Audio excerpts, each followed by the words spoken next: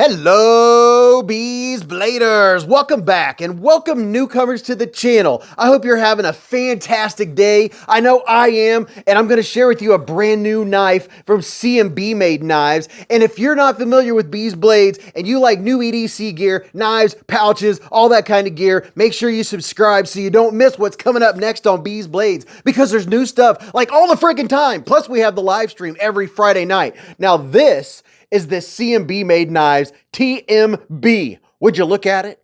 Just look at it and look at this. Oh, we're going to go right in for a little bit of texture vision. How is that for some texture? And these come in 3 different colors, black, gray, and white. And all of them look pretty cool, pretty cool. You could get the black stonewash, and then there's the regular. Now look at this. It has a deep carry pocket clip. It's not deep carry, it's a deep carry style, but it's inset into the G10, so you don't have any screws sticking out. And I do have a comment or two about this pocket clip. I'll tell you about that here in just a minute. You do have a generous lanyard hole on the back here, and it does have a captive pivot with caged ceramic ball bearings. And then flipping over here and taking a look at this little flipperino, the flipper tab has no jimps whatsoever. We'll see if that's going to be an issue or not. This is a button lock. The button lock does stand up just a little bit from the G10 scales. The edges of the handle are nicely chamfered on the outside. The question is, are they chamfered on the inside? I'll tell you about that here in just a second too. But you ready to see this blade?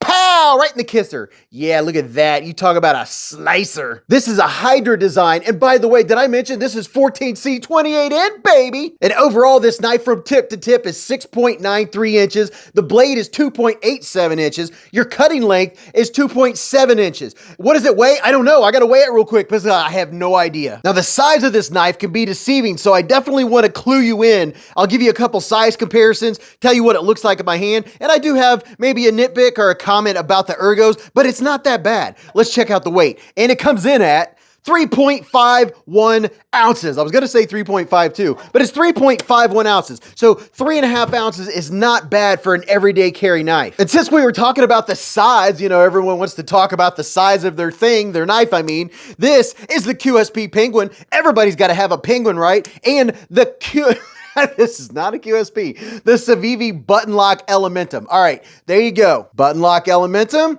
QSP Penguin. And now let me put a couple more up here that are very popular. I mean, this one's very popular. The Spyderco Para 3. And then one of my all-time favorite carries, the Kaiser Gemini. It's a little closer to the size of the Gemini. The Gemini gives you a little bit more handle, a little bit more blade, but let's narrow it down some more.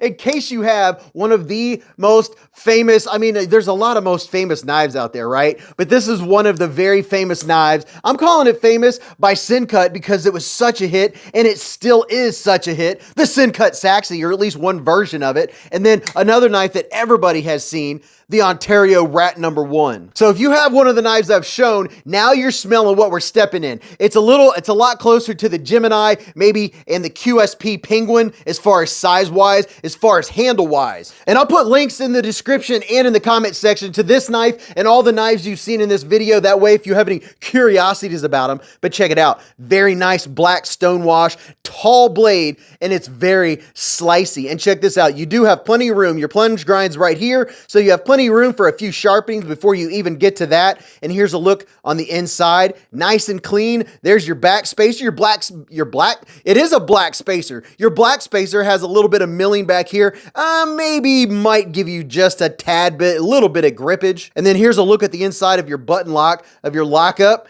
I can't really tell what it looks like from here, but I'm guessing it's probably around 20%. How does it feel?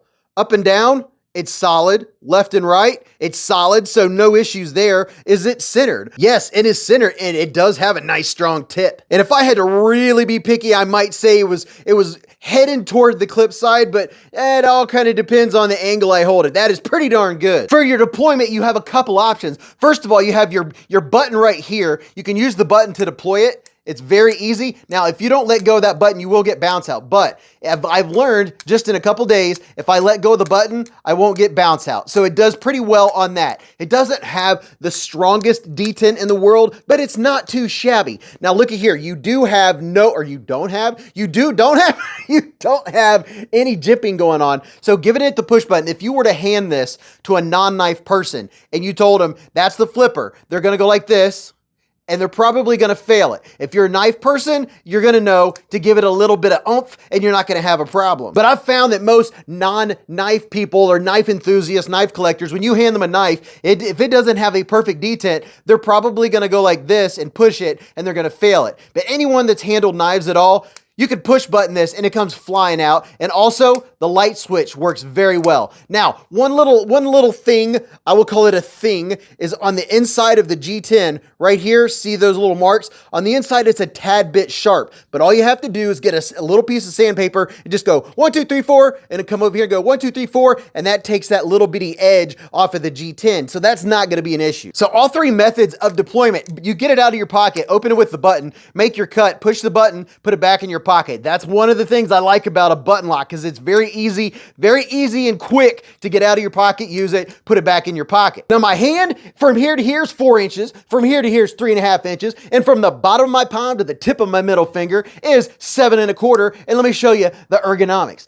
Now, when I'm holding it like this, giving it the Beez squeeze, this right here, this is very prominent, and I could tell you why here in just a second. Now, if you have small to medium sized hands, I think this knife is going to be just right. I have large width hands, so the issues I have are probably due to the size of my hand. And the issues would be, if you see here where we have this cutout of the G10, because of that cutout, it makes this edge of the pocket clip prominent. It kind of, see how it's sticking out right here? So when I hold this in the traditional grip and I'm gonna push or I'm gonna bear down, it's making that pocket clip a hot spot into my hand. So when I'm going like this, like I'm gonna do a traditional style cut, you can see right here where the pocket clip is coming back into my hand.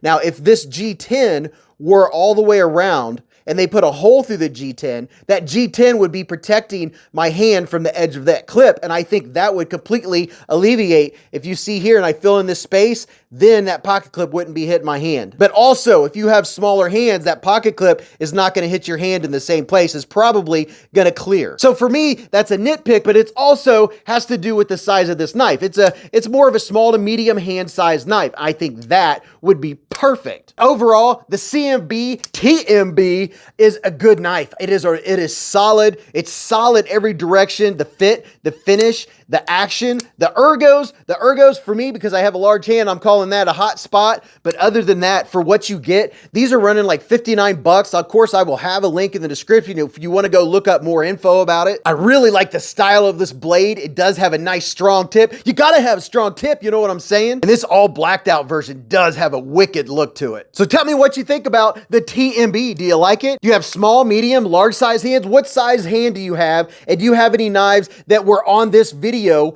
And if so, which one of those do you like? And tell me about the size of your hand and how you think this would fit your hand. I really am curious. But I also really like this super duper texture on this knife. I could talk about that all day long. But until I see you all again, make sure you go watch this video. You're really gonna enjoy that. And I'll see you in the chats and the lives and the Hive stream on Friday nights. And until then, remember, live life in the present, keep a Band-Aid handy, and don't cut yourself.